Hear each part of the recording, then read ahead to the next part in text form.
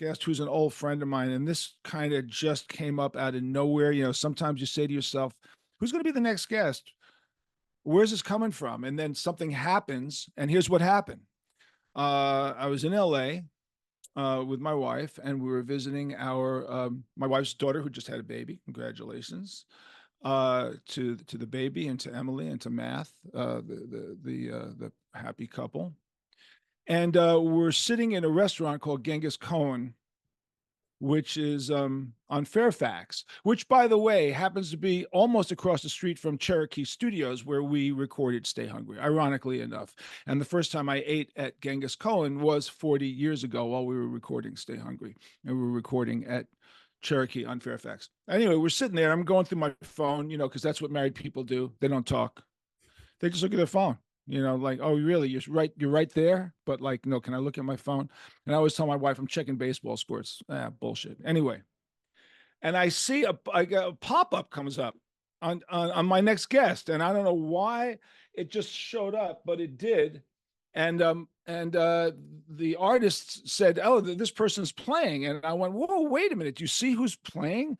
Where is he playing? He's probably playing in New York." You know, pop up Julian Velard, who's a great musician and someone who I used to manage years ago. And so I say to Sharon, yeah, Julian's playing. Oh, I don't know. Where is he? In New York? Is he St. Louis? I don't know where the hell he is these days. Lo and behold, he's playing in a place that's 6 miles away from the restaurant. And we had an early dinner. So I said, let's just go. Let's text him, get on the guest list. I ain't paying for this guy. I would, of course. But anyway, I texted Julian and said, guess what? We're here. He said, come on over. So we went over and we saw a show, and it was so great to rehook up with Julian. So, man, welcome to the show, Mr. Velard. JJ, long-time listener, first-time caller. This is an honor and a privilege to be in the presence of the man himself, and also that you're broadcasting from your incredibly, your longtime New York domicile.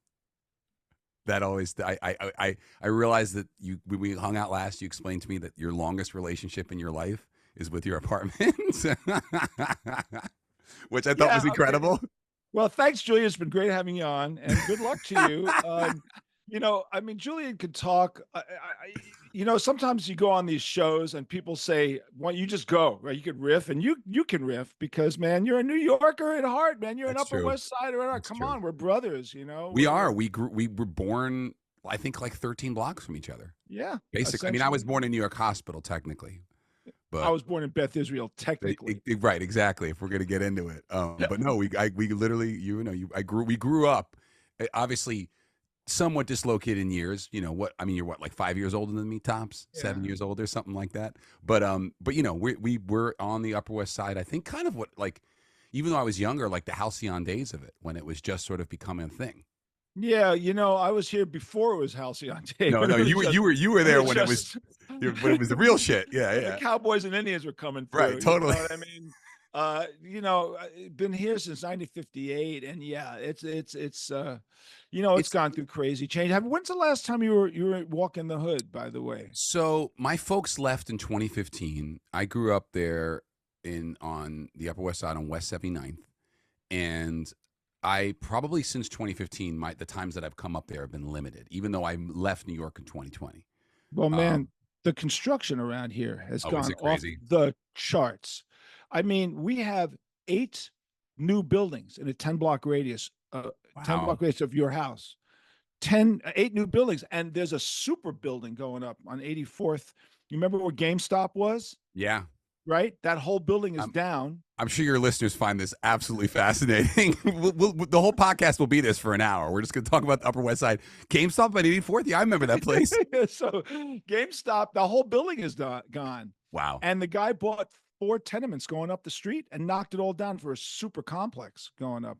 Right. Well, I always think about this because it's fascinating. Like, you know, right when you're doing like the twisted sort of like, you know, like the decade plus where you're like, before it takes off and you guys go do Metal Blade and it, like, you know, you're doing the thing, like the real, which is funny. Whenever I talk about Twisted, what I always find the most interesting is the fact that you guys were this, like, basically the king of the New York bar band scene for like over a decade, to the point where it's one thing when you tell me it, and obviously it's JJ, so I'm getting the whole thing. But I've read this in other like rock history books, how like you guys were the basically definition of what like a Long Island bar band was when they had these, when bars were 800,000 people. They were like real venues.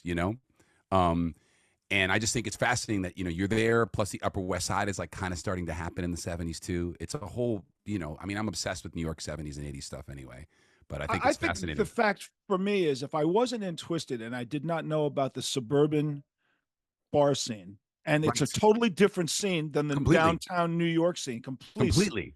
I mean, it may be, as the crow flies, separated by 50 miles, but from a creative, artistic level, it's Oh, billions of miles no, apart. no, it couldn't. I mean, it's so fast. It's also, I think about Springsteen and Billy Joel, how like, Billy Joel is the suburban Long Island middle class experience. Springsteen is and like, we're talking about the distance is not far between these two, like the physical distance, but they literally could be different universes of culture. Yeah, it's amazing. And of course, I was a downtown kid as a hippie teenager, and had I not joined with Twisted, I probably would have been a CBGB's guy. I Right. probably would have been at CBGB's all the time, seeing Talking Heads and Blondie and And whatever people think of these bands, whatever. I'm not going to get into the differences, but the point is, that would have been, because I was a Lou Reed, Velvet Underground right. guy that loved that stuff, and that all preceded all of this anyway. I would have naturally been that, which means I would have been part of that elitist New York, nose in the air, as a guy who would look down on cover bands. Okay, I'm sure that's what would have happened. I had evolved from the Grateful Dead into a glam guy, and then Twisted happened, and so I became, as you point out, correctly, yeah, we became the kings of the suburban bar scene. and The I think bar scene was ridiculous. It's impossible to try to explain to people who didn't live it. oh, It's hard to it's explain it. I feel like for me, I'm always, because we have a lot of things in common outside of the fact that, once upon a time you were my manager.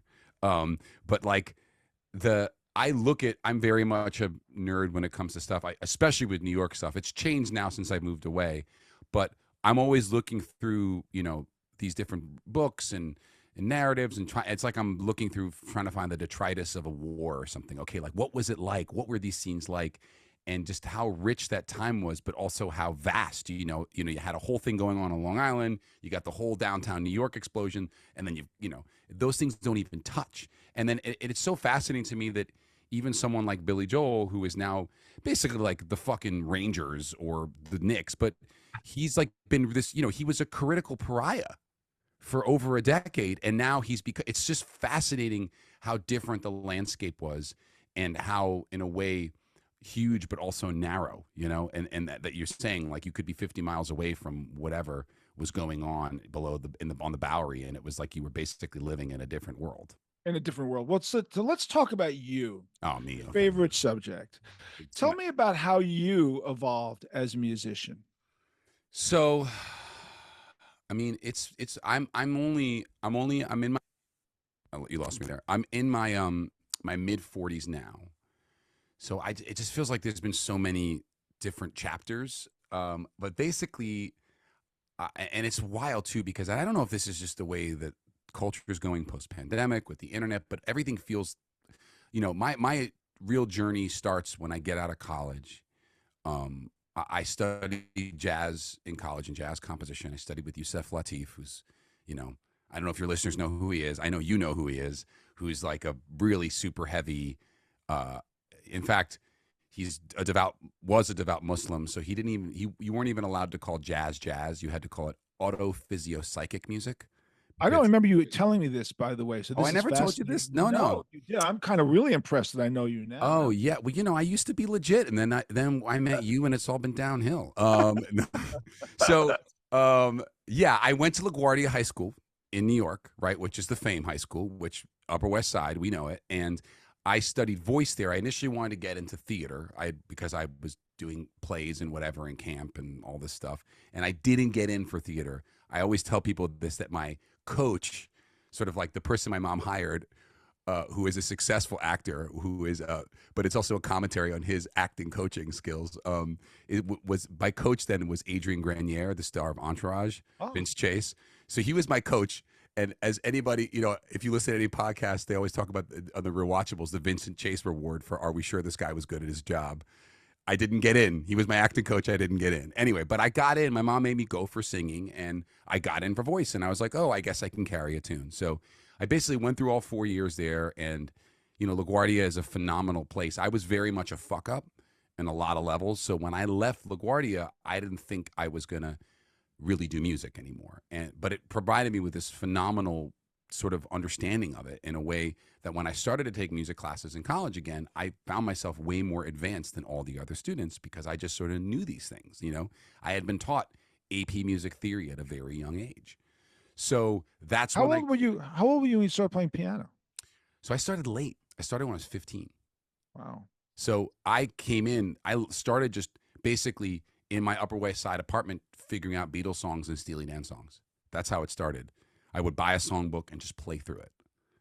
And that was really interesting for me because I always sort of had a math brain. My father is another crazy New York character who you know well. He's from Paris, Holocaust survivor, but came up in New York in the 60s, was friends with Bobby Fischer and Robert De Niro, like a full, you know, my dad is a character and he has a PhD in mathematics. So I always had this kind of math systems brain fighting with my artist brain, which is why I was really good at music theory. And I would sort of sit there and analyze these songs and play through them. And then, you know, the piano was really just a tool for me to do that. And I think that's what led to songwriting, where I was like, oh, this is a cool way to build stuff. I like to build things. How can I build these songs? And really the piano playing evolved from that. I never really studied professionally. I have more training in voice than I do in piano. But then when I got to college and I started working with Youssef, and then he sent me for a semester, I went and worked with Kirk Lightsey in Paris, who was the player for the Leaders, and we used to play on Dexter Gordon records in the early 80s. So I got very steeped in that kind of jazz world and was doing all kinds of weird avant-garde bullshit, but it was fun. And then when I graduated, I went to Hampshire College. I hit the scene in New York in like 99, 2000. I didn't graduate till 01, but I was going and doing open mics on the, you know, and that's kind of how it all started for me in downtown New York. And it started really at the Sidewalk Cafe of all places, on 7th and A. But we saw you at Rockwood, correct? Right. The first time. Yeah. So that's like right? 6 years later. Ah. So there's a whole 6-year period where I'm basically in New York, cutting my teeth, kind of eating shit and figuring it out. And that was a phenomenal time to be there because, you know, I played on bills and hung out with Regina Spektor and the Strokes and the Moldy Peaches. Like I was very much in that world when I got going, but I had just gotten on the scene and I was a weird piano player. And also this is when Norah Jones is blowing up in the living room. And I think a lot of what happened for me was I caught the tail end of that wave. When we hooked up, and then I ended up actually, which we'll get to, I'm sure, but getting my deal, that was sort of the last gasp of this scene. And ironically, I ended up getting the deal in England after years of trying. And I tried for 6 or 7 years to get signed. And anyone who's listening, that used to be a thing you did, right? Like that was the thing. Let's go get signed. That was like the path forward in music, which now seems just like, what? What do you do? And that's, I think, we met initially in 05. It might have been late 05 or 06. It was right around the time when I made this EP with the producer Roger Greenewalt, who'd worked with Ben Queller and the Pierces. And that was sort of the event that took me to the next tier of my career. Yes. So Matt Curry Yeah. was the booker at Rockwood. Well, before that, he was your... No, we took him. We snatched him out of. Oh yeah, No, I'm sorry. He preceded us. He went up there after so we. Matt Curry was the booker at Skidmore College, who I met when he booked me with Grace Potter in 2004, right? And then when you had Nate Liu working for you, who was also at Skidmore, and then Nate Liu left, and Matt Curry became your assistant. And then when Matt left you, I connected him with Rockwood, and that's when he got the job at Rockwood. All right, so that you get full credit for destroying his life with the Rockwood. Oh, and then that's a whole other story. But it was a good run. But we met so basically on the Lower East Side, circa 2005, 2006, somewhere in this time range, a room had popped up called Rockwood Music Hall that was like a closet. It was like a 50-seat room, And this is after the living room had sort of moved off the corner of Allen. I hope there's some New York dorks who listen to your podcast because no one finds this shit fascinating, but I do. So they basically took the place of what living room held in the scene, right? And living room was this place where Nora Jones blew up and Richard Julian and Jesse Harris and that whole kind of like, New York folk 2002 scene. I'm trying to think of some other cat like Mike Viola played there, and but like again, people that anyone would know, and it very much like a hotel cafe on the East Coast, sort of an analog. They kind of come out of the same scenes together. So then when Rockwood took that place, and here's another crazy New York story. Please, you can shut me up at any time because I'll just go, JJ. But I was scheduled to play the first night they ever opened in 2005, January, like I'd booked, or the second night, and it was a soft opening. And then the first night they went home, when they shut after the soft opening, a waitress or waiter, but it was a female waiter, was coming home on the Lower East Side and got killed. And it was on the cover of the New York Post the next day. And that's how I knew my gig wasn't happening. And so they ended up rescheduling. Anyway, so circa 05, I start playing there a lot. And that's when I generate this body of songs that become an EP called The Movies Without You in that period. And that's when we connect kind of in the midst of that whole crucible of like forming that identity. So my partner at the time was Sean Sullivan, and we had a management company called Rebellion. And we started around 98, 99. He brought Tina to me to start. Yeah. And then we actively started looking for artists, and we built up a pretty big roster at one point. And I guess Matt told us about you. Did Matt tell me and Sean together? Did Sean know you before? No, I feel like it must have been through Matt, because I knew Matt. I mean, there was a bunch of like, it was really interesting because like there was this initial thrust of stuff. I mean, honestly, some of the shit that we went through together was some of the wackiest stuff that like, and I, it's fascinating to me that I think of so many moments with you when the whole thing popped off, but like, you have a little bit of a Zelig like quality where you sort of just show up in these things. It's like, wait, what's that guy doing here? He just sort of, he's like, how do you get in this mix? And it was so funny having all this stuff explode and people figuring out that, wait, is that the guy from Twisted Sister? Is he your fucking manager? And like, it was because I'm not a metal artist. I got nothing to do with it. I'm a straight singer-songwriter, which we both know I'm very much in your wheelhouse because I'm a true New York thing.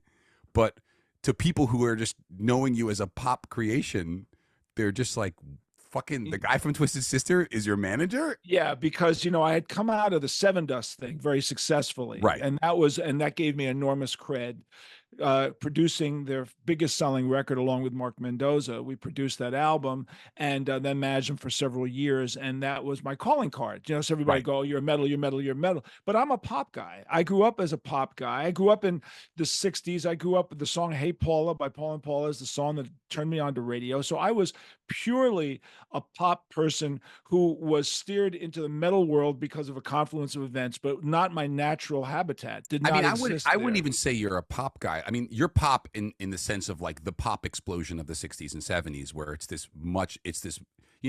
I don't even think about like you as it's like the lane that would include Jimi Hendrix, but also Cat Stevens, but also, and that was something I think I really connected with you on when I would come and hang with you with a hi-fi setup. I would see the diversity of your taste. Yeah, well, it was commercially successful, great artists that could cover a wide swath. When that was a thing, when it wasn't this other, kind of post-internet universe that we live in. And I think about this a lot because I have these moments now where I look at my work and I'm like, what was I thinking? And I realized that 20 years ago, we still could touch that time.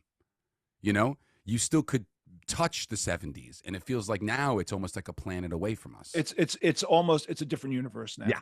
I mean, the Hot 100 doesn't exist. I don't even know what it exists with, because there's no connection between what I know and what that is, which doesn't mean anything wrong with it. Right. Ahmet Ertegun's famous quote to me was, if I had a record label of artists that only comprise artists I loved, I'd be out of business. So you obviously have to bring people in who hear these things that you don't hear. But back in our day, that vestige was still connected, which is why we had. And there was a linear there, like this is pre-internet. And so that's where the sort of the irony of all of this is with our trajectory is that, you know, '06, we're hanging, and like I remember this so clear. So like it was the fall of '06. We had just signed the deal. I'd finished the signed our management deal. I'd not the record deal yet. I'm just a nobody in New York. I've made this record. People are excited about it. I've been trying to chip away at doing fucking showcases for labels and 12 times for Columbia. JJ, Sean, and I are like trying to figure out a game plan and what the hell we're doing, and we're just getting going, you know? And then I start getting messages of all places on a website called MySpace, which is hysterical. And it starts with a couple messages from the guy at ASCAP in England, just being like, "Hey, mate, I found your thing. I love this. Can I send it to people?" And I'm like, "Sure." I don't even really think about it. And then I start getting like one or two of these a week.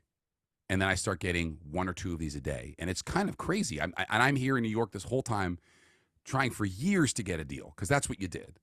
And then I'm getting all these messages in my MySpace being like, is this a joke? Is this spam?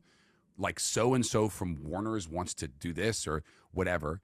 And then I remember we were somehow like going to hang at the Gibson building. Like I remember it was like February of '07. And you and Sean were sitting there like looking all smug. And I don't remember, I was maybe going to play you some new songs. I don't know what the fuck we were doing.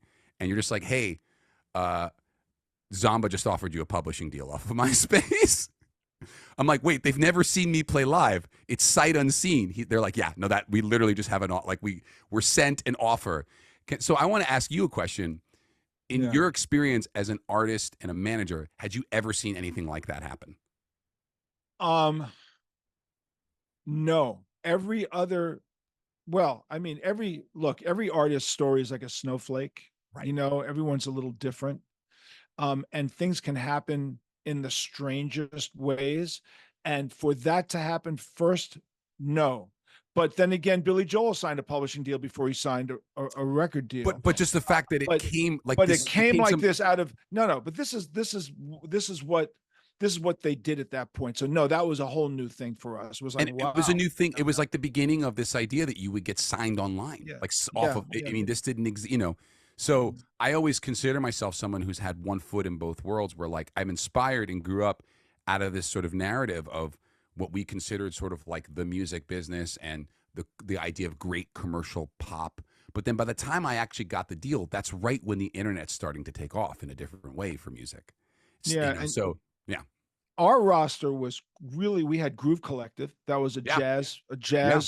percussionist, jazz funk, progressive jazz artist, who was up for a Grammy in 2007. We had Ming and FS, who were dance, basically DJs, performing DJs. We had Tina Sugand, who was a female pop artist. We had the Sound of Urchin, that was an alternative band, and we had the Step Kings, which was as close as we got to metal. It was a very broad roster, and I was proud of the roster because that roster fed all of my love in all the various slots. Like, you come on, and I absolutely, we drag people down to see you at Rockwell. Say, I'm going to watch the best singer songwriter I've seen in a million years, and you have been that, and you have always been Appreciate that. that. I mean, when I remember seeing you at the Rock the first time, I went, he's my artist. I have a fucking world class Oh, thank you, singer man. songwriter. Holy goddamn shit. Julian Velard is it. And we were so proud to have you as part of that piece of that very broad spectrum management company. Yeah, it was. I mean, it was very heady for me, and it's honestly something that I've had to unpack for decades, because it was this like, you know, you sit there in your 20s and you're trying to do a thing, and I've always sort of had this thing where I had more kinship with the music. I was always, and that was sort of what the press would say, is that I was a step out of time. It was like someone had transported me from 1978 to 2006, right? Where I was always coming out of that thing, and then to have sort of to see how this whole thing exploded on MySpace, and then we ended up getting the deal and signing to EMI and signing the publishing deal, all and getting flown to England a gajillion times, and like staying at the K West Hotel where you've got Rihanna staying there and James Blunt. It was like I went from 0 to 60 in 2 seconds, and that was sort of, it was incredible. But in your mind in your 20-year-old, and you're like, okay, this is how the story is supposed to happen. right? Yeah, it You, happened. It happened for you in a textbook manner when it took off. And because I had signed in England, I was very comfortable with the yes. craziness of having You a New and you York got that, band and that was being something signed. you always impart, because there was a long tradition of this, like, oh, Tom Petty and the Heartbreakers, and then even Jimi up to the Hendrix, right, blah, blah, blah, and blah, then Stray also Cat. up to even up to the Killers were like a Yeah, huge English thing, and obviously Twisted took off in England first. So right. when the Brits, and it was actually really helpful to have you there with my in my ear to be like, hey, this is sort of how they do it. When they go, they just go fucking gaga, and it's surreal because you're like, and that was always weird for me is that I'd have like Sony in New York getting calls about me, and they're like, have you heard of this guy Julian Velard? And they're like, yeah, he showcased for us 12 times. We're not interested. And they're like, well, you're interested now. Go down. And to see all these A&R guys basically rescind all their critiques of me overnight. I was like, oh, you like me now? Like, what the fuck? And I think it was like, I definitely started drinking the Kool-Aid at a certain point, which I think when all the stuff sort of went off the rails, it came off the rails, I had to unpack all that. But there was a part of me as a New Yorker who smelled bullshit immediately. And I think it was actually a hindrance at times because I didn't necessarily believe the things they were telling me. I was trying to go along with it, but inside I knew that something was a little bit, this wasn't correct, or there was a dissonance here between being told that I suck in New York for 6 or 7 years and then being told I'm like the next genius link in songwriting. It just made I was like, they both can't be right or wrong. There's got to be somewhere in the middle here. Well, again, we were told we sucked in the New York area for Right. 10 years. And we go to Same England, thing. they said, you're the fucking best thing that ever happened. And we're going, we know. But the difference was that that we felt that we actually deserved to be in that Well, spot. you I guys think were kind of, we were older. We were also older. you Let's were be older. fair. That's true. Because when it We took were off in in our England, you were in your early 30s, right? I was in my early 30s, and it Right. was a whole different thing. We had gone through 10 solid years of being just brutalized and beaten up. And so over there, when we were recognized, we said, of course you think we're great because our fans know we're great. We just can't get the labels to know we're great. But we were playing to thousands of people here in New York, but we couldn't get the labels at And all. also like, when you're, I mean, it's funny. I heard this phrase. I had a very funny gig where like I was playing I had just to give you an idea of where my life has gone and all the ways. I know we're taking forever to get through all this, but it's us reminiscing too. But like I got, do you know this band, The Revivalists? Sure. Yeah. Actually, they were So, signed to my friend's label, Razor and Tie, had that so, huge hit. so check this out. Two of them are like mega fans of mine, and they booked me for a 40th birthday house concert. And I Wow. didn't know who I was playing for till I showed up. I had to figure this all out. And of course, knowing me, I had a full fucking existential crisis playing the gig. But they used this phrase. They're like, our ticket got punched. That's the way they referred to it. They were like, we were just some dumb fucking band eating shit. And then all of a sudden someone pushed a button.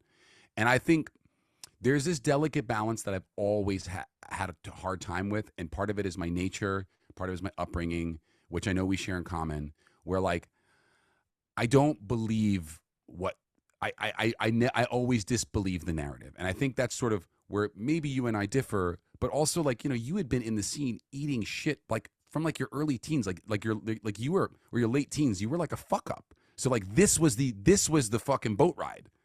And you knew that once you got your hand on this fucking jet plane, you're like, I'm holding this motherfucker and taking it as far as I possibly can go, even if I know that it's all smoke and mirrors. Whereas I think for me, when it hit me as 26, 27, I was so marred in my own existential dread and all this fucking Seinfeld, Larry David shit that is my core. I just couldn't believe it. I couldn't like synthesize it. And I was like, this feels like bullshit to me. It's interesting how you describe it because I completely get it. The difference is that I never believed it, but you're 100% right. I wrote it for as long as I Right. possibly could, but I knew for a fact that the minute the next record bombs, you're over. Right. And never had any delusion about that. So as time went on and I was invited to all these parties and all this stuff, I'm not going anywhere because next year they're not going to be inviting me and I'm not going to allow myself to be let down by the bullshit of the fakeness of you're hot today, what are you doing tomorrow? So I kind of did share that with you, except that we did feel at that point we were going to grab it. And don't forget, we've been through many cycles. Do you know what I mean? We've been through many cycles of rejection and come back and rejection. Also and you come back and had rejection. D. So like you had this kind of like machine, you know, and like for me, it was just me. So I was, you know, I sort of was you and D put together. I was kind of had, so it was very, you know, heady. And it's just not, and I think one of the things I took the most out of our experience in a manager client relationship was that, you know, I always had this sense that like you had this well of experience, but also coming from New York, you sort of had a read on the thing and you were able to sort of see the forest from the trees a little bit. I mean, I don't know how there's a few lines you dropped on me in '07 that I will never forget that my father and I quote to this day. I don't know how what the audience is. I don't know if I could say this stuff on air, but they're fucking amazing lines and they're like eternal, but they're also like incredibly hysterical but incredibly accurate and true. And I think I really derived a lot of that. I mean, despite all the madness of that whole time and situation, I always felt like, okay, well, I've got time for JJ because there's something about our mutual experience. I mean, and I feel like I'm quoting a Billy Joel song, Summer Highland Falls, our mutual experience. But there's something like, I was like, he gets it. We have come from the same place. He sort of has been on this roller coaster before and has figured out a way to navigate it in his own way. So like, whenever he would give me a note, this felt like a real note.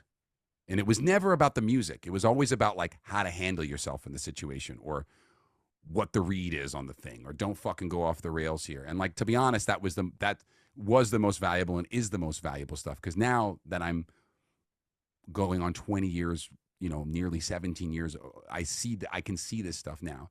But then there's a part of me now that's just like, fuck all these people, fuck all this bullshit. I want to go off and carve my own trajectory, which is pretty much what I did after the deal. But you've always been a great performer. I never had to worry about you.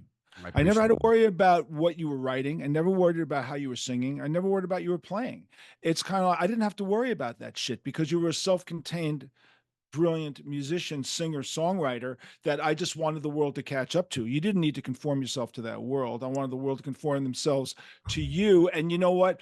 You had the right and the deserving view to have it. And not everybody catches that wave at the exact right time. As Right. you pointed out, you came in towards the tail end. Which is where I think if I were to sort of examine it forensically, which by the way, if anyone's listening to this, like it's complete, it's deep Monday morning quarterback hindsight 2020. This shit is like a fucking, it goes in whatever direction it goes. But like, I thought that the old music model was going to last long enough for me to get away, to get my boat out. And the truth is, I got caught up in the major label works, you know. You did because Tony, the guy at EMI, you know, who we got completely fucked. You were like, got completely fucked. I mean, here we were in the offices, you know, Capitol Records, EMI. Here we are with the guy who would like, oh my God. And then within months, we watched the entire disintegration of literally corporate music industry. We met the president of EMI May 2007. And like, he knows JJ because I think, but also he knew your ex-wife, like, right? We knew Janice because Janice worked for Marty. Right. Marty. So I'm like, oh my God, here I am. Like, it's fucking set up. They're purchased by Terra Firma. EMI becomes the first label to go of the four big ones to go down to private equity July 2007, 2 months later. So then, knowing what I know now about corporate restructurings, I should have been like, clock is on, get the fucking shit out as fast as possible because we're on a timer. And of course, I went and had my full artist experience. I went and worked with my crazy producer who I knew was a bad news, who was an alcoholic, who exploded the whole record. Then I had to go redo the record and fucking record song, do all the major label bullshit. So by the time my first single came out in June 2008, the ride was over. And I got that song out June 14th, 2008. Literally 2 days later, they fired a third of the company and dissolved my label. And then I was on Virgin for 9 months. And then I tried to like, and I basically left you guys, went with a British manager, got kind of like another echo of that experience. But I was always, at that point, I was always just like, you know, I had hit the peak of my mountaintop in terms of my major label ride. And now I was shooting straight down and trying to, you know, stop the skid as best I could. You know, I just found a photo in my gallery of you walking down a street in London with my daughter. Oh, no way. You and Sam walking down the street. I said, we're walking together and you were Sam. And I said, I want to take this picture. And so when I told Sam that we were talking today, and she goes, "Oh my God, that picture, Daddy, that was so cool." I mean, it Julian was really heady times. And for was. me, I look back at it, I think that to me, as my career has grown and I now have become, I've had to diversify my skill set, because now I'm a writer and a singer and a performer, but also I am a mixer and a video guy and and that was sort of the next act post label was that, I got to work with Howard Stern and I did a bunch of stuff with NPR and I kind of fell into this sort of comedy adjacent performance world where it really it had me grow, but I always was trying to get back to that big bang in the back of my head. And I think it's Cool. only honestly until this move to LA that I fully have started to slowly let that go. And we'll talk about the gig that I saw because I hadn't seen you in quite a long Oh time. God, We'll talk that about was a that. big mess. But it was fun. It was a Julian mess, and it was fun. Sharon and I had a great time. But let me talk about this.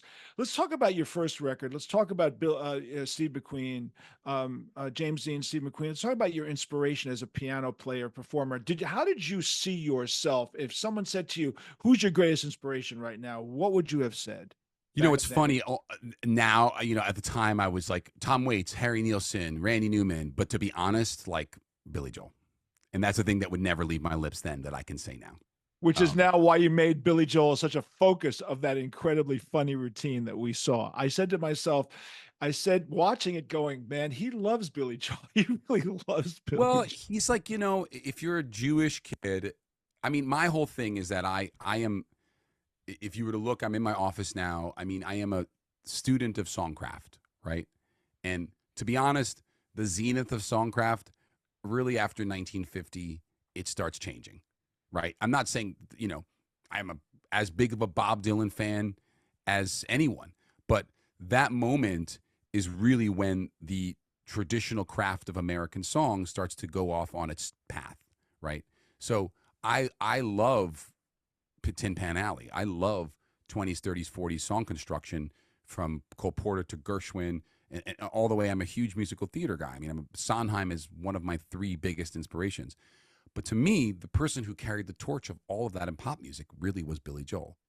Even someone like Randy Newman, who was much hipper and much cooler, there wasn't a populist streak to his work. There was a literary streak to his work. It was informed. Billy Joel is a populist. As much as we celebrate I Get a Kick Out of You and how brilliant it is, it was a piece of pop music. It was a pliable construction. And that, to me, that line lives with Billy Joel in a way that it never did with these other artists. How would you then describe the difference between Billy's style and Elton's style? Because they both existed in that same world for the same length of time, both piano players, both singers, songwriters. How do you differentiate between the two of them or discuss the differences between the two of them? Well, so I actually was a consultant for a Slate podcast on Billy Joel. It's a great podcast that you should listen to that you would love by my buddy Chris Malamphy, who's a great music writer and critic, called The Hit Parade.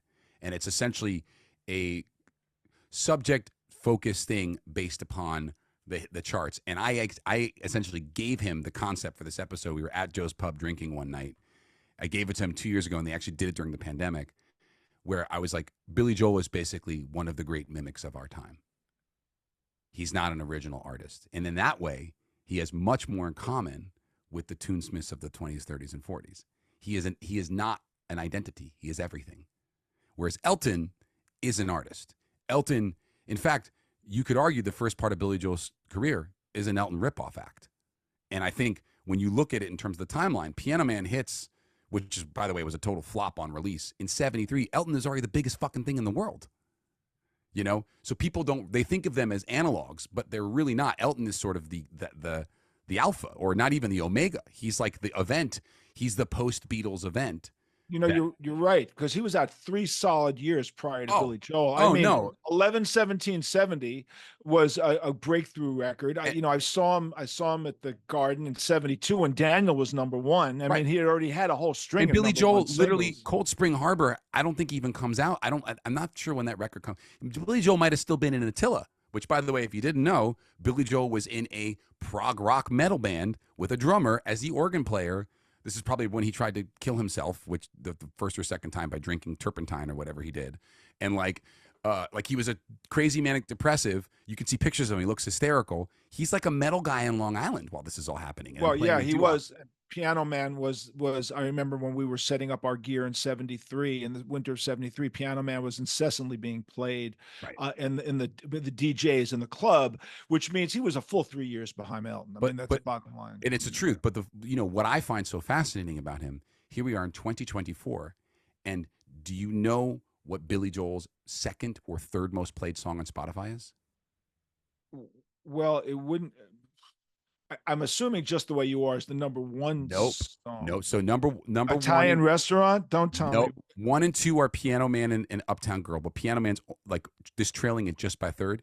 Okay, It's Vienna, you're kidding. because Gen Z has adopted Vienna. It is a Gen Z anthem. Part of my livelihood is living at piano bars. I have 22-year-old girls calling Vienna 3 times a night, and it fucking blows my mind. I'm like, how the fuck do you even know this song? So Billy has these crazy legs, and I think that's because he's more of a, like, he sort of comes from the American songbook. He's really populist music in a way that Elton is not. Elton is like a true stylist and an artist. Now, in a way, Elton was much more of an inspiration for me as a performer and an identity, and also just the sort of whole, but Billy's doesn't have a style. He hops from record to record to record to record. Elton and the whole thing he developed with Bernie, by the way, I read Scattershot. If you haven't read it, it's great. I mean, all the Bernie's a little bit up his own ass, but it's great to hear the stories. And like, they developed this whole like re-envisioning of America as like the West, all those, and those records, which are still some of my Tumbleweed Connection is like in my top 20 easily. And Easily. Fucking incredible record. No hits, but I mean, relatively speaking. I mean, but like, it's just that sound. That, to me, if you had asked me then, I'm like, I'm trying to make Tumbleweed Connection. I want to find my Gus Dudgeon. I'm like, this is what I'm trying to do. But when I look back, I'm like, I really had more. I came more from Billy Joel in the sense that I was just trying to create, like, sort of my vision, sort of a synthesis of the two. Does that answer the question? A very long way. Yeah, it does. No, I completely understand it. I completely can see it, because you're right. Piano Man was 73 already.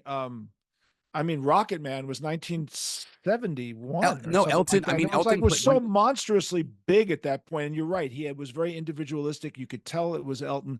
Where Billy, I could really see, was almost an example of a Long Island bar band piano player emulating other people while being very creative and writing wonderful songs. And to his credit, if you go watch the town halls with Stern, he cops to this all the time. He's basically like, I'm a hack. And he's not a hack. Let's be clear. But like, he's like, oh, I was trying to do Mick Jagger on freaking Uptown Girl, or which one? No, Uptown Girl is like the doo-wop thing, but he's it was like, a doo-wop thing, right? I forgot which one. Not you may be right, or no, Big Shot. Big Shot is him Uptown riding in you, like he's literally trying to mimic Mick Jagger on the vocal. If you listen to him, And New York State of Mind is Tony Bennett. Like, you can draw lines to exactly what he's doing and it's fascinating. There is no one Billy Joel sound. Whereas Elton, there is a sound. It is a thing. It's like looking at Prince or looking at Michael Jackson. It's like there is an Elton thing. There is no. What I saw when I saw you, what I saw was a grittier, more real version of Billy Joel. What I saw was this Tom Waits hybrid of Billy Joel. That was my first. That's right. That was my first envision. I thought to myself, here's an artist who's going to be totally accepted critically, something that Twisted Sister was not, nor any of the other artists I had, but you were going to be my ticket to complete credibility. And look how you fucked that one up, okay? Really, you're not the only one saying this shit. But by the way, I have to thank you for having me on stage playing just the way you make me feel at Rockwood. Remember, I came up on New Year's? Yeah, you came and shredded with me. And it was freezing cold that night, too. I dragged my guitar and amplifier down there, and it was fucking below zero, freezing, and we God played. Bless you. Had tried to keep you young at the time, right? No, it's and honestly, that was like, when I think back about all this stuff, because it's like I'm really trying to do the therapeutic work. So, listeners, if you do, signing a major label deal is a traumatic event, or it can be for some people. It's pretty deep, and it will shape the rest of your life in a fucked up way. But like the critical acceptance, the legacy, these are the things that matter to me. It wasn't the money. And I realized that two things. That doesn't that doesn't go hand in hand with the wants and needs of commercial music, especially in 2006 and 7, and really not in 2024, right? And then secondly, you can't control your own legacy. Like, life just happens. And I think sometimes I see artists now who are holding on to this thing, even the older artists, and it's kind of sad in a way. It's like the fact that Billy Joel hasn't made a record in 35 years and he's just an oldies act, right? And I get it. It's like, but Twisted hasn't made a record, but Twisted has moved on. Everybody's doing their own thing. You guys, and then you'll get back together and you'll do Twisted, and like, it's a cool gig. When you live in the shell of this identity of who you were, even no matter how successful you are, there's something about it that just feels very like, and I'm trying not, to me, it's always mired in sort of bitterness and what could have been, but also there's a truth to it. It's like, I'm sort of grateful that it worked out the way that it did, because it's allowed me to like experience a richer and fuller life as an artist and as a person, rather than having to just be this thing. And I think that was sort of what I always had a hard time with. And that's why a guy like Tom Waits kind of is my hero, because he was just like, fuck it. He just went off on his own universe. And yeah, he existed at a time when you could go make 9 records before you had a hit, like what a wonderful time that was. Like, he doesn't get anything big until like people covering, he's had the Eagles cover a song, but that doesn't exist anymore. He's off living in San Francisco, like writing his weird trash can music with his wife, and his son plays drums in his bands. And it's awesome. So yeah, what Eric Clapton says that of Jeff Beck. He said Beck just did what he wanted to do. Oh, and yeah. he got, like they said to they were talking, they were interviewing both one day, and they said, Jeff, what do you think of Eric's career? He goes, he's did the thing that I couldn't do. He was able to become a superstar, famous, because he worked with singers and he wrote songs. And he goes, I don't do any of that stuff. He said, but then they said to Clapton, what do you think of Jeff? He goes, man, the dude has the freedom to do whatever the hell he wants to do, and he doesn't care. And I think that's, in a weird way, that was always like, I had this dissonance of like, I want people to think I'm great. I want to be great at the thing, but also I want to do what I want to do. And I think now with the I look back at that time, which was so vital and important, but I see the sort of how I pushed against the system in a way. And it's like, if it's what Don Draper says, that's what the money's for. And if things had turned differently, the label did not fall apart, and you had a massive success, it would be a different story. But that doesn't take you to where you are now. So now, when I walked into the show, and you said to me, by the way, I don't know how this is going to go tonight, but don't judge me on this show. The minute you said that, I went, that's just Julian. Fuck you, Julian. Of course I'm going to love it no matter what, because even if it fails, I'm going to love the failure, because you make it all so good. You know why? Because you're a natural entertainer. So you're not going to let the night go by without winning some points. And that's really the key. I was on my, I had done, I've been, and it's honestly something, I've been exploring this one-man show thing, which has gone better. I knew I was sort of set up to fail that night. That's when you were coming. I was like, great. But also, just so you know, this is a little bit of a wild pitch. And I think about, and I was tired and kids, and it was like, I was just not on my best foot that night. I knew it going in, but I also think a lot about, things that we would talk about. Like, you were the one who first ever taught me during a show about this idea of tent poles, where you're like, it was the first time I ever heard that term. It's like, you have these moments are going to work. So you're basically trying to move the audience from one tent pole to the next. That's the structure of the show. And that's always stayed with me, being like, all right, no matter how wild and crazy I make it, I know I'm going to have a couple bits that I'm going to pull them back in with. And that's it. You got to have a beginning, you got to have a middle, you got to have an end, and you got to have lily pads or tent poles so that you can like safely land when you're trying to around trying to figure out whether or not you're going somewhere. I remember we were doing something about set construction in England. I remember you telling me that. I'm like, and just the visualization of that hadn't really occurred to me, and that was like, oh, so he knows, he's got like 3 things he knows are going to work. And he's like, now, basically, he's like, he places them in the show, and he's like, all right, how do I get from point A to point B to point C? And because it's like, to me, it was all just like emotion and chaos, and I'm going to do this, I'm going to do that, I'm going to do this. And I was like, oh no. And then it was interesting to go see Twisted on that reunion tour in like 07, 08. And like, I'm a metal guy in a lot of ways because I love the spirit of the music itself, but I was legit blown away, being like, I don't even know if I like them, but this is a great fucking show. And it was like that level of craft and professionalism. I was like, okay, they're doing a thing here. They've like taken this audience on a ride. This is like kind of an expert job in this genre. where can I, and that's when I would watch D, and D kind of blew my mind. I was just like, this guy's fucking like he's the real deal, and he's a pro. He's a pro, and we built it on the arc of the performance. You know, Right. how do you begin, the middle, and the end? Right. And we got really great at it, which is why we were a successful live act, because we knew exactly how to deliver. You know, when a promoter trusts you with 100,000 people, he doesn't trust a lot of artists with 100,000 people. There's maybe 30 artists in the world that would be trusted with a crowd of 100,000, and we're one of those artists, because he knows at the end of our show 100,000 people are going to be screaming and laughing and saying that's a great show, and that's I would argue that that was built in the New York bars in the 70s. Yeah, 100%. Because there's something about playing those gigs, which is something I do now, which is I still do. I mean, I wish I'd graduated past it, but the money keeps calling me back. But it's like, it's a skill. It is a learned skill to take an audience of people who have no idea who the fuck you are, or don't even care, or trying to get laid, or trying to get drunk, where they're not there. You don't have their equity yet. And for someone like me, who, yeah, I've got my accomplishments, but a lot of people come to my show kind of like, oh, this guy's cool, come check him out. And they have no fucking idea what they're getting into. And even when I do something as bonkers as that, I know I'm like, well, I've got this bit coming up, and that's going to help me pull them in. All right, let's talk about the evolution to that gig that I saw. Let's start with the last 10 years. How many shows have you been playing a year on average over the last 10 years? Well, so I have a dual identity. Like, I do my artist stuff, but I also just do generic piano bar work where I play cover music. And that has made up, pandemic aside, probably on anywhere from 50 to 70% of my living.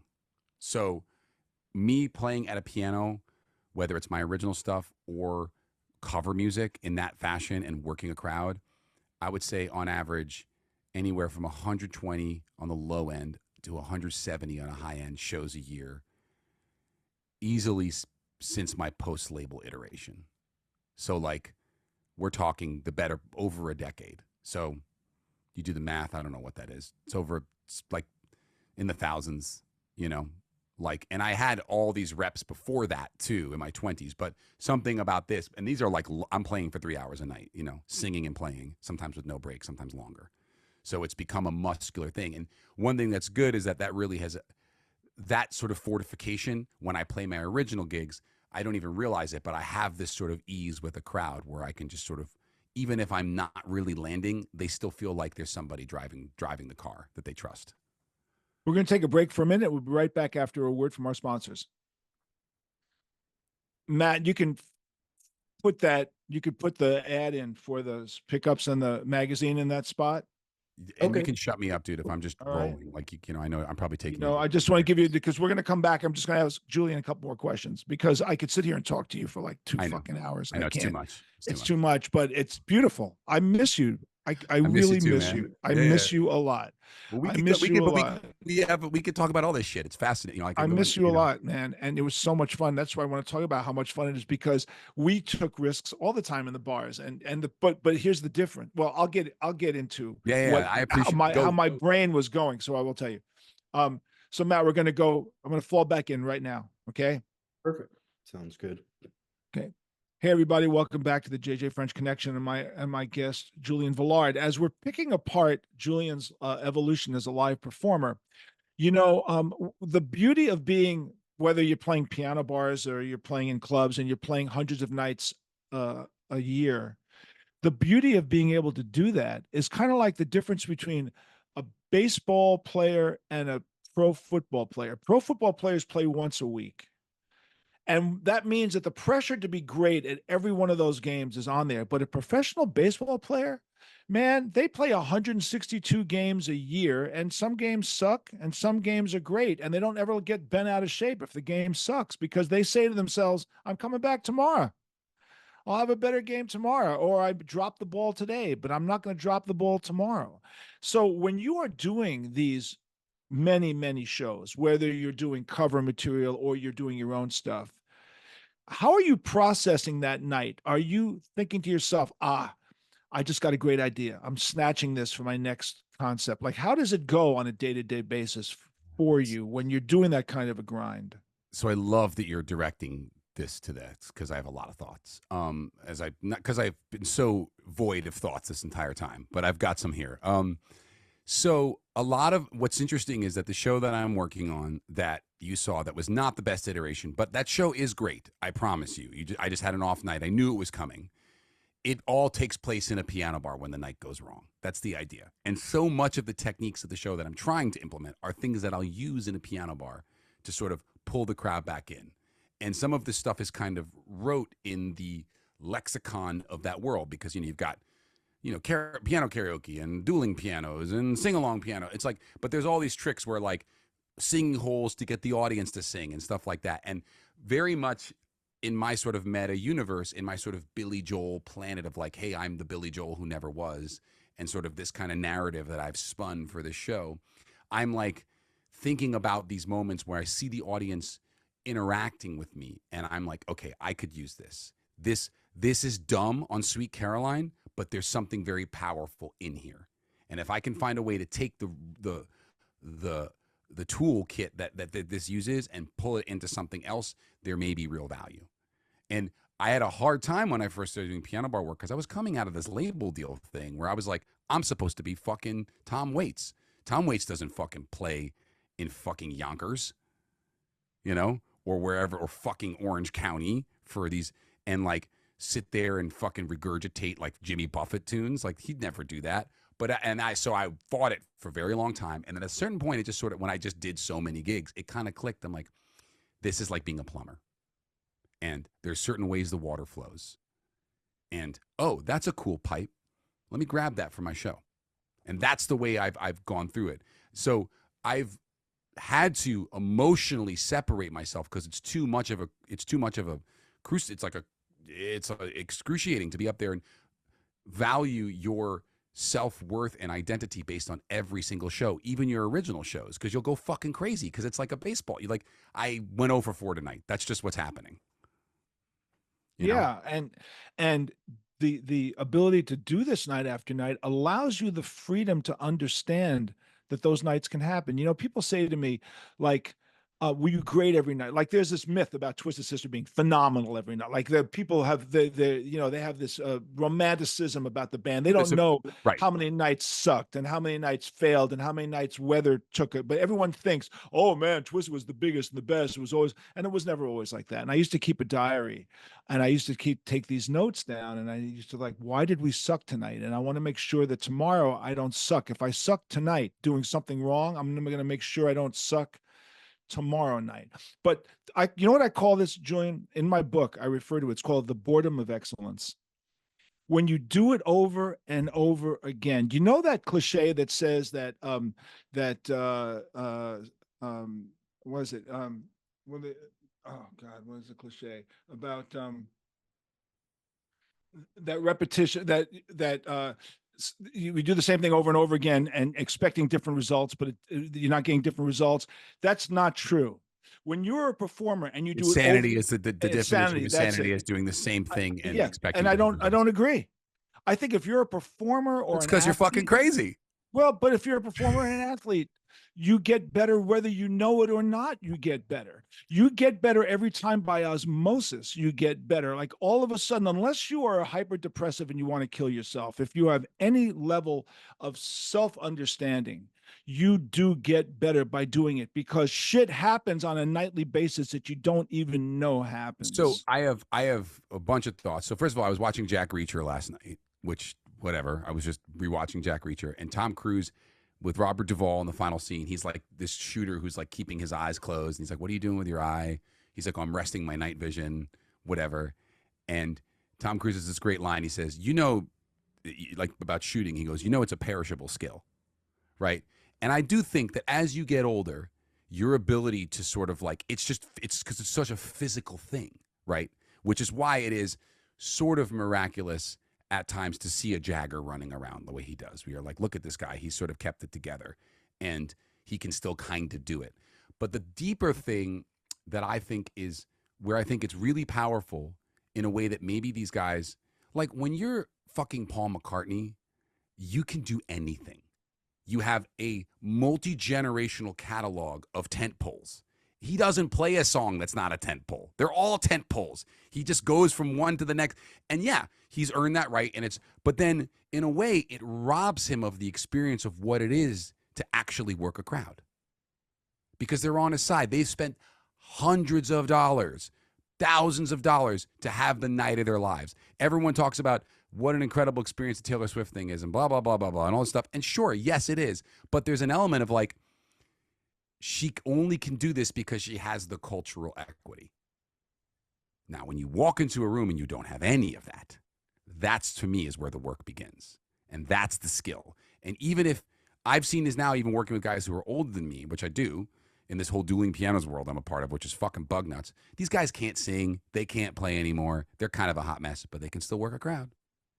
You know, and I watch them and I'm like, huh, that's pretty fascinating. That like, sometimes I'm playing with like a 68-year-old and he sounds like shit and he can't fucking, but you feel the knowledge and the weight of the thousands of gigs. And I always am like, I notice it. I'm like, try to pick up what I can through some of it, because there is a part of me, had I not had kids and financial demands, I would just be doing this. I would just be playing these bars and doing it. And like you said, just getting my reps, just playing the game. And you start to feel a little bit like an old man in the basketball pickup game. Where you're like, well, I don't have my lift.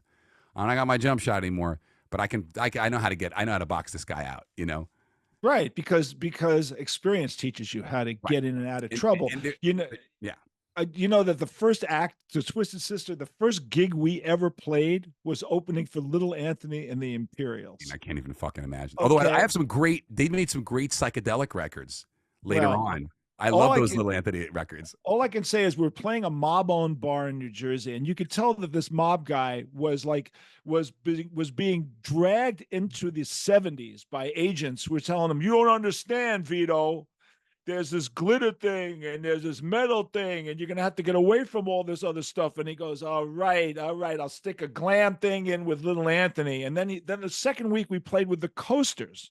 Wow. Okay. Wow. These were the first two gigs we ever played.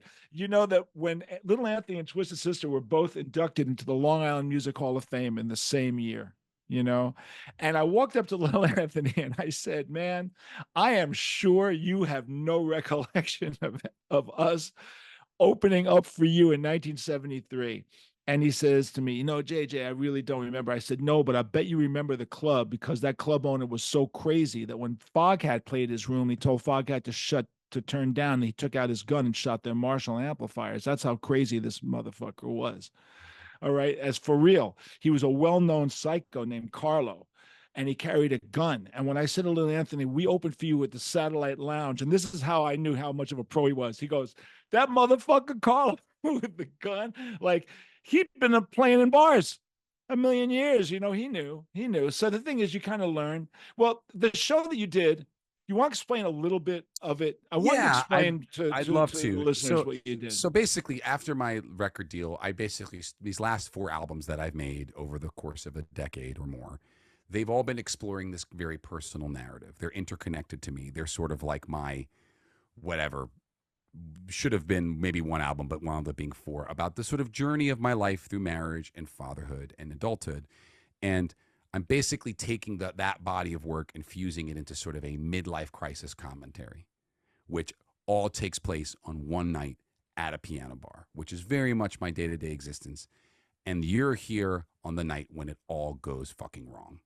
And the guy basically has a meltdown on stage, and you've just happened to walk in. So it's a big kind of challenge to get, especially in a room where it's not a set.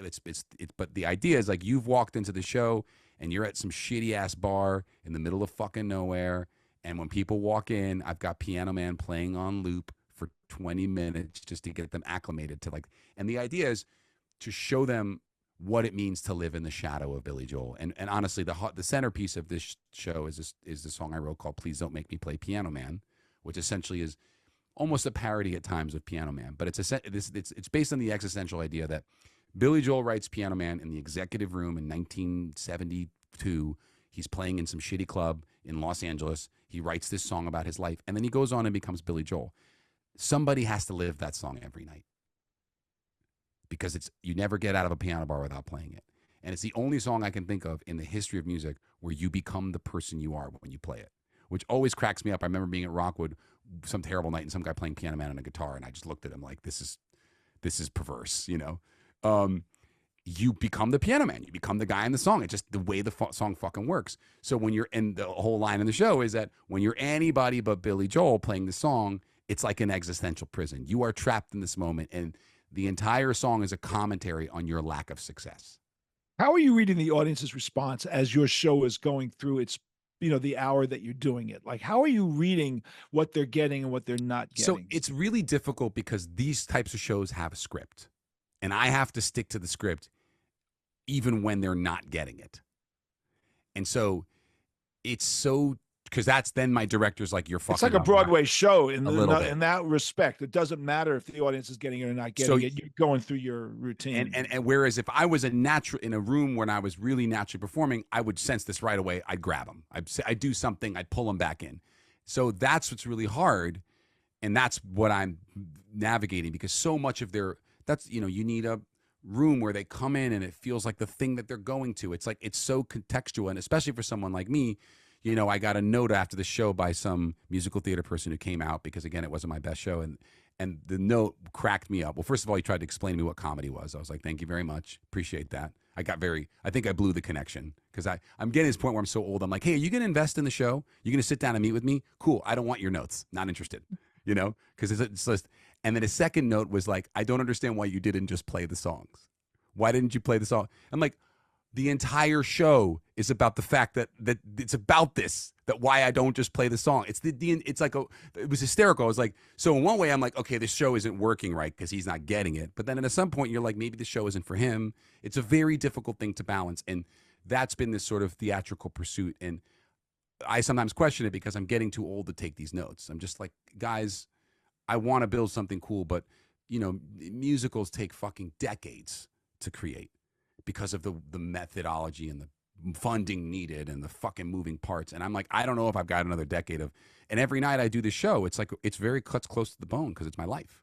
How many of those performances with this particular script have you done at this point? I have like probably 15 or 20 maybe. Okay. So not a ton. It's still gestating. Okay, so your wife is in it, which is wonderful, by the way. I don't know if that'll stay, but yeah, I don't know if I said, is that lovely Carol Merrill behind door number 3? I know, right? Well, we have this song in it, and on the record, actually, Weird Al is on the song, which is pretty funny. Cool. Which is great. We did it out here, and it's all about us. It's a song about us fucking other people. It's called "We Should Have an Affair." So she comes out in the show as the way the narrative works, and she's been waiting in the car, waiting for me to finish the gig, and then she's like been drinking at the bar, and then she gets up and we sing this song together, and it's like, again, it's just watching the wheels come off. That's essentially the concept, but it's a real challenge, and I artistically I'm excited about it, but it's also kind of daunting sometimes because it requires me to be fully engaged in a way that, like, you don't have to be when you're playing Mr. Brightside. For the if you're going to ask me, did I ever think of my laundry list while I was playing We're Not Going to Take It on stage? The answer, of course, fucking Billy Joel says that. I'm thinking about like he's like, I'm thinking about, am I getting pasta tonight? Like while he's playing whatever. When we did a tour in '86, I had just bought a couch with a royalty check, and it was like this incredible couch. And the couch, it took 17 weeks for the couch to be delivered, and it came the day I left for a 3-month tour of Europe. And the entire fucking tour, I'm on stage thinking about that couch. And I writing an article for New York Times called "Me and My Couch," about the fact that I'm standing in front of all these kids. I'm going, oh man, my couch! I really miss my fucking couch. Like the whole time, I'm thinking about the goddamn couch. It was just one of those. It's one of those things where you do it a million times and you do it. Well, because you're based in LA, you're living in LA, and the show is in LA, just tell my listeners where they can see it. What is the name of this thing? So the show is called In the Middle of Something, and I have a record out by the same name where a lot of the material has been drawn from. So it's a great record. You can get it on my Bandcamp. I'm slowly feeding it out to Spotify, but I've got vinyl available, which I need to send you a copy so you can give me the critiques on the pressing. And that's true, because you used to come over with your pressings. We used to listen to the pressings. Yeah, I used to do all my test pressings with you. Yeah. That was like, because I was like, Jay just got the best reference system I know. I'm gonna go listen to it at Jay, and like it was super fun. You were kind of the first person to hear it with me. Right. It was great. So it's called In the Middle of Something. Hopefully it doesn't morph names. Who knows? But that's the idea right now. But you can get the gist of it. I with my sort of this record that I put out that is this midlife crisis record. It's basically all about songs about being in your 40s and having kids and being exhausted and not living up to your romantic ideals or your fame ideals. For people that dig on this type of stuff, it hits real hard. For other people, they're just like, oh, yeah. So where do they go online to find out where you're playing? You can just go to my website, Songkick, bands in town. I have a mailer, an email list. It's all pretty DIY. But if you go to the best resources, go to julianvelard.com or just go to my Bandcamp, julianvelard.bandcamp.com. And when's your next gig? I mean, this is going to probably not go on for a couple of weeks. So just tell me, you have gigs in October and November coming up? So I'm doing a full tour of the show in November. I'm going to do LA, Boston, New York, and DC. And there might be some other ones thrown in. And there's going to be a full week where I'm going to actually do it. I'm doing Joe's Pub. I'd love for you to come and, having seen what you saw, see the next thing. All right. And what are you doing in LA over the next 6 weeks? Are you playing any of the? I'm playing a bit. Yeah. I mean, like I only really promote the shows that I do my own thing on. Like you can always, I'm out there. I'm out in the piano bar wilds making my living. But I've been doing more cool. I'm doing a lot of production work these days, which is great. A lot of editing and audio mixing as well. And then I did a big show, a big benefit for IATSE at the Orpheum in October last year, which was amazing, which Paul Scheer hosted and Marta Kaufman from Friends produced. And since I've done that, I've been falling more into these kind of like production type gigs, which is really why I came out here. I may be doing a pitch for the Creative Arts Emmys, like all these things, because I think that feels like the next iteration of my thing as well to being a performer. Like I just want to make the stuff. And in a lot of ways, LA is kind of the best place to be if you want to do that. I go before I let you go. I will say this: Nuno Betancourt, who's a phenomenal guitar player. Yeah, I know Nuno. Well, his brother taught him how to play, and his brother basically they live in the Azores, and his brother just stays in the Azores, and his brother plays little restaurants and coffee shops in the Azores with his daughter, who's a good singer, and they're sitting there playing, and he's an insane guitar player. He's way crazier than Nuno. Like he taught Nuno, and he's better. And Nuno will tell you he's better than Nuno, right? But he's amazing. And I sometimes I look at him and I go, how are you cool with this? Like, how are you cool with this brilliance that you have? And he's a very shy guy. He's really shy. And he just went, I'm cool. I'm cool. But one day, one of the guys in Pink Floyd, who was the one who died? Richard Wright, who passed away, correct? Richard Wright was sailing, and he wound up sailing to the Azores, and he walked in and saw him play guitar and flipped the fuck out and said, "You're going to be on my next record." And then he died. Oh God. Right. And then he died. And I mean, it was like, of course you're going to be on his next record because you're so goddamn phenomenal, but it's just shit happens sometimes. I have a lot of thoughts about this, but I think it's a very astute point. And I just think, I think sometimes we have to let go the idea of who we think we are going to be or who we are and just try to live in the moment as best we can. And I think if you don't do that, especially in a world like music, you just can't control it. And it's just going to be a life of punishment, right? You're going to sit there at wherever you're playing and be like, I'm fucking better than this. Why am I doing this? And for me, I'm doing this to raise a family. That's my benchmark. And that is sort of where I go, where I'm like, I have obligations. I have promises that I made. I have responsibilities as a husband and a father. And that's what gets me through this night when a 22-year-old drunk girl is screaming at me about playing Piano Man or whatever the irony is of the whole thing. And that I hold that as close as I can. And then honestly, I have nights when it doesn't really go well, but more and more, I think it's just about moderation and balance. I think we have this really, and that's really what my show is about. We have this really terrible thing in our culture to think that the success cures all ills. And you and I both know very much so that is not the case. No, it absolutely does not. Because we have met some very successful people who are very sad and very lonely and very broken. Yeah. And it's not going to fix you. So who knows? Maybe Nuno's brother is happier than Nuno is playing in the Azores. And yeah, but you're making a compromise either way. You can't escape it. Doesn't matter how fucking rich you are. And the more you run from it, the more it comes for you.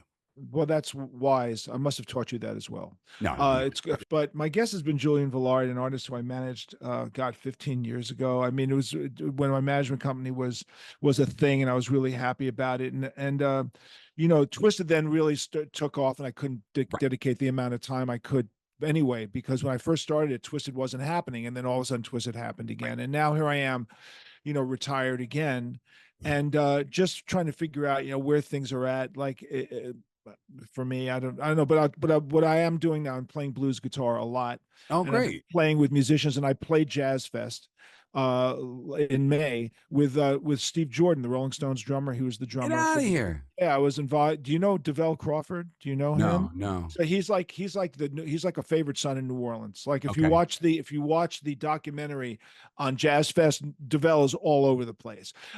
He's a great, you know, he's like Fats Domino. He's that reiteration of Nolan's, you know, jazz piano. Right. He's like 60 years old. I can't believe you don't know him. And one day I'll connect you guys because you should meet him.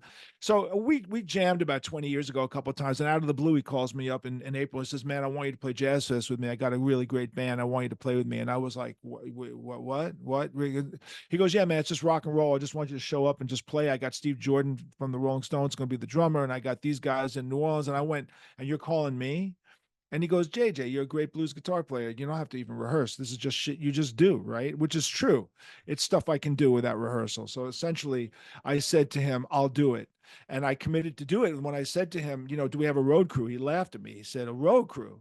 He said, "We go on at 2:40 in the afternoon. You got to go up on stage at 2:30, plug your guitar in, tune it up, and get ready to play." And I said, "Are you telling me Steve Jordan's not going to have a roadie?" And he says, "No, he's not." I said, "Steve Jordan's going to show up with a drum key and tune his own drums?" He goes, "Yep." And well, if he's going to do that, Right. Julian, I have not tuned my own guitar and plugged it in on stage Right. in like I 40 believe that. years, I right? believe In that. You're like, how does 40 this even fucking work years. anymore? So I go up on stage in front of 10,000 people, like, you know, in the middle of the afternoon, Jazz Fest. Like, by the way, headlined by the Rolling Stones one night, Foo Fighters one night, Neil Young another night. This was not Right. a Jazz Fest kind of No, thing, but no, during it the never. afternoon, Yeah, no, it's it's all different. jazz groups, right? Hmm. So so I go up on stage, I plug into my guitar, I tune it up, I plug in my pedal. Steve Jordan comes out, pulls out his drum keys, tuning his drums. I look at him, I go, "Steve Jordan." He goes, "Hey, nice to meet you, JJ." I said, "What are we doing?" He goes, "Fuck if I know, man." He goes, "He'll just call them out." And I realized those guys are so good. He just calls them out, you Yeah. know? But I roughly knew the song listing. And then he says to me 30 minutes into the set, "You ready for this, Julian?" 30 minutes into the set, DeVell says, "Ladies and gentlemen, I'm so happy to have Steve Jordan and JJ French. My friend JJ is going to sing a song for you right Oh my now." God, And Jesus I did Christ. Crosscut Saw, which of course is the only song I can really sing and play on. And he knew it, and he put me right on the spot, and I did it, and I had a great time. So you know what? If I have to play small little clubs in New York City with a little blues band, I'm a happy guy. That's what I. And That's I what I think that speaks to a lot of this stuff. You know, it's like love it. you're living a life, and that's inspiring, and ultimately the only thing you can do. And it doesn't matter how much success comes your way or whatever you do, that's what you're left with at the end. And I think that's the thing I try to hold fast to and try to understand and be like, you know what? Maybe I'm going to leave music for a little bit. Maybe I'll come back to it. You know, it's a fucking cancer in the society that we think that there's some sort of narrative to success, that it's a cure, and that it all happened because it was supposed to happen that way. And that's just not how life works. It doesn't how it works for 99.9% of the world. And just because you have the wealth and the money, you can't. It's just, this is not how the world works. And I think, No, and you're right. and You're right. and as I've gotten older, having to grapple with the heights and then the lows, I'm like, you know what? This is a roller coaster. It's just going to be what it is, and I might be back on top again. But if I lose sight of the center of where I'm trying to live, it's like it's going to lead me to real unhappiness. And the more, And your center is your wife and your family, and your importance to your wife and your family. And I just read something about Charles Bronson the other day, which blew me away. Apparently, Jill Ireland was in every one of his movies because he right, wanted his wife and his kids with him all the time. yeah, And when she died and he remarried, he had that woman with him and his kids all the time because he felt he wasn't connected unless he had his family around him. And you know what? That's not stated enough. And so while it sounds like something out of a fortune cookie that you just said, the truth that you just spoke is really the truth. And I want to thank you got it, and I'll shut. But like your legacy is not, your legacy ain't coming with you. Like none of it's coming with you. And so like, who gives a fuck at the end of the day? It's about your happiness and it's about the people. And that's one of the reasons I love to sit and, cut the shit up with you. It's like, this is the real shit. Yeah, It's I really believe that. In 100 years, it's not going to fucking matter. And no one one's fucking gonna, cares. They don't even know who Bob Dylan is anymore. They're going to be like, oh, you mean the guy Timothée Chalamet plays in the new movie? They don't even fucking know who Dylan is anymore. They're not going to fucking know who we are. Well, and with that, ladies and gentlemen, thank you, Julian, for being on the show. You got I it. loved having you on, man. It's been a long time. Thank you so much. And we will see you next week with a new guest. So just stay tuned to the JJ French Connection. And don't forget, if you love me, subscribe to me on my YouTube channel. Take care.